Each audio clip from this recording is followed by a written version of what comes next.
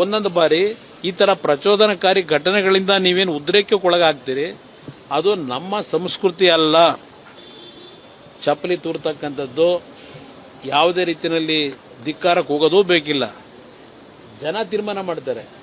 ದಯವಿಟ್ಟು ಯಾವುದೇ ಕಾರಣಕ್ಕೂ ಇಂಥ ಪ್ರಚೋದನಕಾರಿ ವಿಷಯಗಳು ಬಂದಾಗ ನೀವು ಉದ್ರೇಕದಲ್ಲಿ ಯಾವುದೇ ರೀತಿಯಲ್ಲಿ ಸಮಾಜದಲ್ಲಿ ಒಂದು ಅಶಾಂತಿಯ ವಾತಾವರಣಕ್ಕೆ ಅವಕಾಶ ಕೊಡಬೇಡಿ.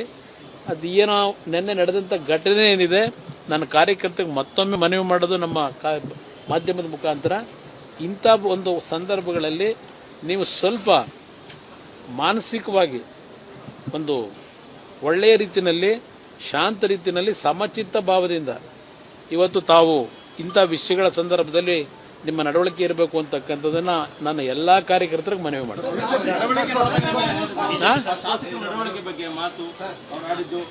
ಅವ್ರು ನೋಡಿದಾಗ ಅವರ ನಡವಳಿಕೆ ನೋಡಿದಾಗ ಕೈ ಮುಗಿಯೋಣ.